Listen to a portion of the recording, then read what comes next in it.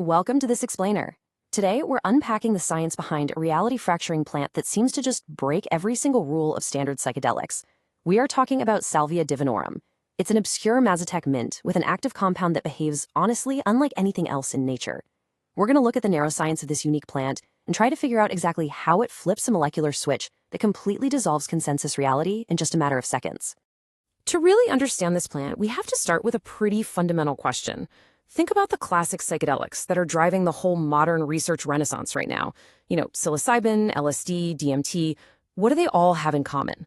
Well, they plug directly into the brain's serotonin system. But what happens when a mind-altering substance completely, and I mean completely, bypasses serotonin? How in the world does it alter consciousness without touching the very pathway we always thought was required for a psychedelic experience?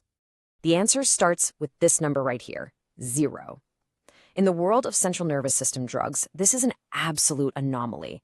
Almost every single drug that acts on the human brain carries a nitrogen atom.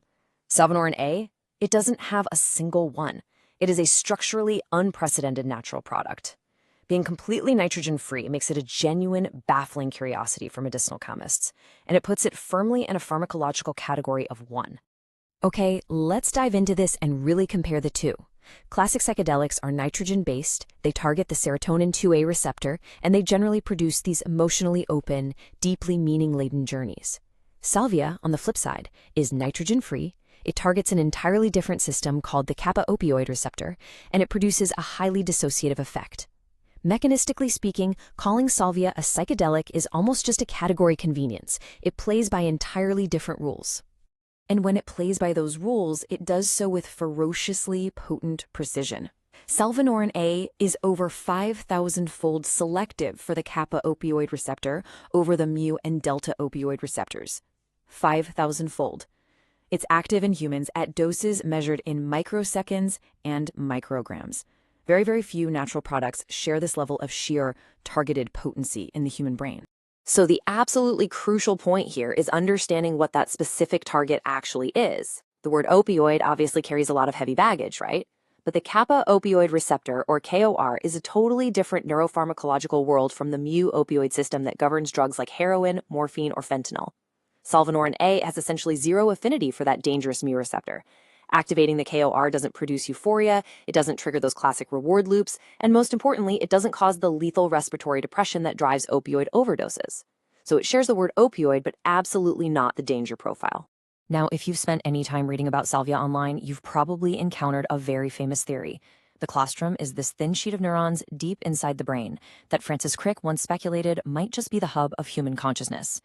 Because the colostrum is incredibly dense with Kappa-Opioid receptors, this narrative emerged that salvia simply acts as a biological switch, instantly turning the colostrum, and thereby consciousness itself, off. It's a really, really appealing hypothesis. But we need to pump the brakes a bit, because as we look closer at the actual scientific evidence, it turns out that theory vastly outruns the data.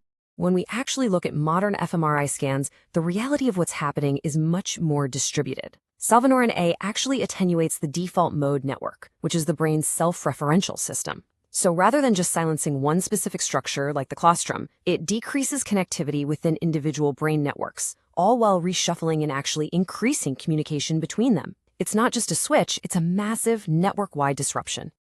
And this brilliantly illustrates the cold, hard cellular mechanics of why the salvia trip is so notoriously brief. From the exact second of inhalation, it hits peak brain concentration in just about 40 seconds. And then it clears with a brain half-life of only 8 minutes because it gets rapidly broken down by esterase enzymes into a much weaker metabolite. It is without a doubt one of the fastest, most abrupt pharmacological arcs in the entire psychedelic world. But keep in mind that incredibly rapid timeline depends entirely on how it enters the body. The route of administration dictates the entire trip. Traditionally, mazotec healers use it orally. They chew a quid of fresh leaves so it absorbs slowly right through the mucous membranes. If you just swallow it, the gut and liver destroy it. This oral method creates a milder, slower, and much more meditative experience. But modern recreational use, that usually involves smoking or vaporizing a highly concentrated extract.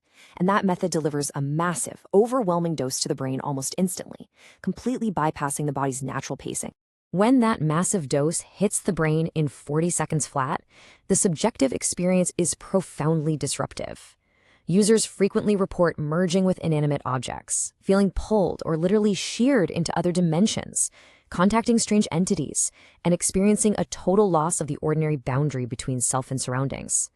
Because of this rapid reality fragmenting nature, the experience feels much, much closer to a dissociative drug like ketamine than it does to a classic serotonergic psychedelic. Given just how intense this is, you might naturally assume we have mountains of neurological data, right? But here is the surprising, kind of sobering reality. That foundational fMRI study from the Johns Hopkins Center for Psychedelic and Consciousness Research, the one mapping that whole network attenuation we talked about, it included exactly 12 men. It's elegant, pioneering work for sure. But we have to remember, it's really just a first look. It is definitely not a settled map of how this works. And the literature gets even sparser when we look at actual therapeutic applications. Out of a massive amount of modern psychedelic research happening globally, there are exactly 0 completed human efficacy trials testing Salvia or Salvinorin A as a treatment for any medical condition. None. So anyone claiming that Salvia is a proven medical treatment in humans is vastly, vastly overstating the evidence. Now, what's really interesting here is this immense translation gap. Researchers actually call it the therapeutic paradox. In animal data, Salvinorin A shows incredible promise. We're talking antidepressant-like effects, reduced cocaine-seeking behavior, even neuroprotection after a stroke. But in humans, activating that Kappa-Opioid receptor reliably produces intense dysphoria, anxiety, and severe reality-distorting effects. It's incredibly difficult to extrapolate those promising rodent findings when the human experience is so profoundly unpleasant. Which brings us directly to the safety profile. Physically speaking, Salvia has very low dependence. There are 0 verified overdose deaths from Salvinorin A alone. Because the experience is dysphoric rather than rewarding, it has a very low abuse liability. People generally just don't want to do it repeatedly. However, the acute situational risks, those are incredibly high. The danger isn't your heart stopping. The danger is standing up, thrashing around, falling, or burning yourself on a pipe while you are completely disassociated and utterly unaware of your physical body.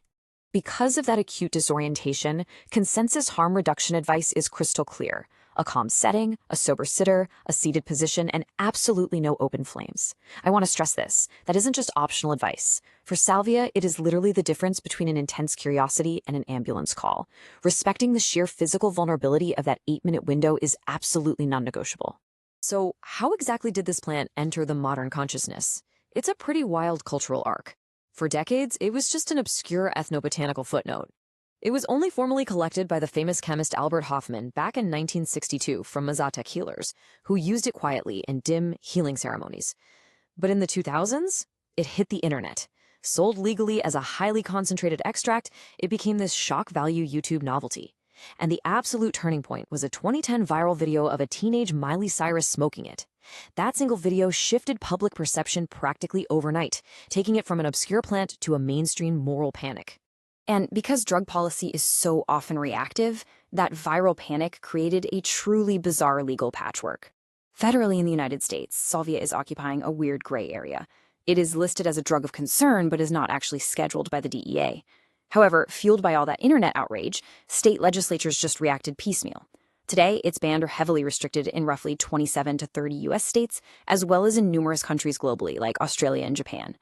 It is a textbook example of legislation being driven by the most sensational possible use case.